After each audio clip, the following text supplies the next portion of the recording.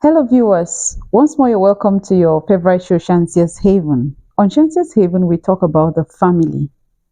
The family is made up of father, mother, children. Yeah, that's the nuclear family. But every other family, whether extended or whatever, we always start with the nuclear family. Please let's be intentional about our families. For those who are not yet married, be intentional about being a good sister, a good brother, a good child, a good auntie, a good uncle. For those who are married, be intentional about being a good parent to your children, a good uncle, a good auntie, so that together we are going to build these our families and let our societies reflect what we are doing in our families. Just before I came for this video, I stood in front of the mirror to comb my hair, to look at my face if everything was okay, to check my jewelry if I put them on well. Yeah, I'm not the heavy makeup kind of person, but I still go in front of the mirror to check one or two things if everything is going well with me. Why do you use your mirror? What does the mirror signify to you? You either use it to correct something about you, or you use it to teach someone about something on their bodies, or you use it to some people use the mirror to dance. Some people use the mirror to do their makeups. Some people use the mirror to shave. Others some use the mirrors to do physical activities like sports. There are different uses for the mirror. Whichever use it is, this mirror has two effects on people. After using the mirror, you either leave that place feeling good about yourself, or you leave the place feeling worried about yourself. You feel good about yourself if everything you want is okay. You look at the stomach, oh, it's getting flat, it's okay. You look at the abs and you're developing the packs well after after the workout. You look at the arms and they are getting slim and slender. You look at your shape and you're enjoying what you see. Or for those who are begging God to add some flesh, you look at your body and you say, oh, I'm putting on some weight, thank God. You know, the world is crazy. Why others want to lose the weight, others want to add the weight. And when you go out, when you go away from the mirror, you feel good about yourself. If you think what you saw, you liked it. You start feeling worried about yourself when you look at that mirror and what you thought was supposed to be is not. Maybe you thought that, maybe you look at the mirror and you discover that you have outbreaks of some acne on your face, or something is not going right, or you look at yourself in the mirror and you're aging and maybe the wrinkles now are coming. You used to be some smooth nice person and the wrinkles are coming, or something is just not right.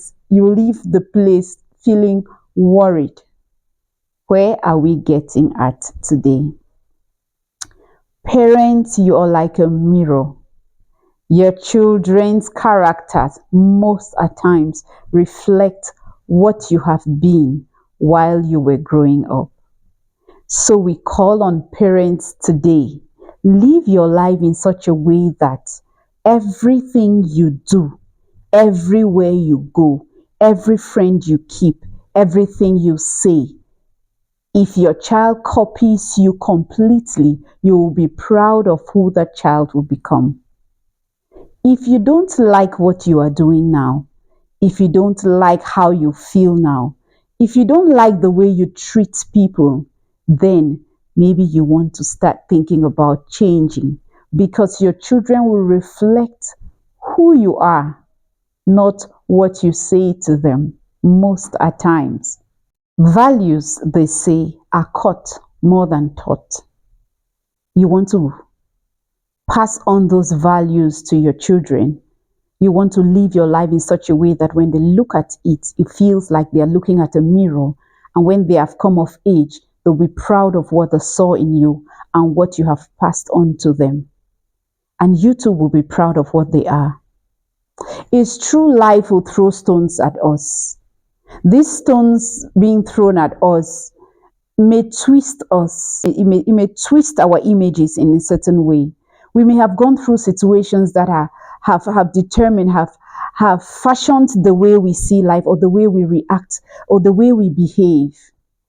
Even when these stones are thrown at you, the moment you realize that they are twisting the real you, they're twisting that beautiful, that wonderful part of you, you may want to work on it and change for the good, for the sake of these younger ones, for the sake of our children. Let us please work on those things that life has twisted in our characters, in our image, in the things we do. This goes also to marriages. If you are a wife, the way you behave in your home, the way you treat your husband, the way you treat things around you as a wife, try to imagine that your daughter does exactly the same. If you're a mother-in-law, the way you treat your sons, your daughters-in-law, your daughters-in-law or your sons-in-law, imagine that they are doing the same thing to your own children. You may want to work on yourself to fix some things, because let us help our families to be a safe place. People should not sit in the family and it is all hell and they look for peace and solace out of the family. Maybe you are a husband and you live your life in such a way that your wife is going through emotional torture, emotional pain, and you care less. Maybe you're taking care of another woman outside there more than the woman that is inside the house. Try to imagine that your daughter goes through the same pain tomorrow. Try to imagine that your son grows up to behave exactly the way you behave. Will you be proud of that your son's behavior? Will you be proud of your daughter's behavior? Dear parents, let us live our lives in such a way that we reflect as mirrors to our children, because you may not call them and teach them these things. You may just live your life and go, and you discover that they become the replica of you. Come to think of it, when you have kids at home, when they are young, there are times they do some things that even though you will shout at them or want to correct them or want to teach them the right way, deep down in you, you know who this child looks like. You know what you did when you were that child's age. So imagine that there were those bad and very, very grave kind of things that you did while growing up or as a parent. These stones have been thrown at all of us, but let us try to fix it. Let us do it in our own way, how we can mend these things so that they look better. There is nothing more distressing than feeling strongly about certain values, and then you watch your children rejecting those values. It is very distressing, but do not lose hope. Even if you've made those mistakes, there is still time.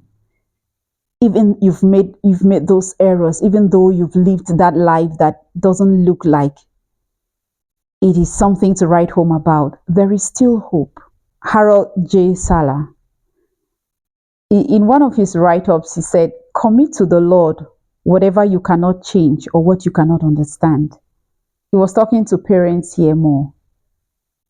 Those things you think you cannot change, maybe the children are already behaving in that way. Maybe they are already living that life. Commit it to the Lord and trust that He will help you. Then change so the children can see the change.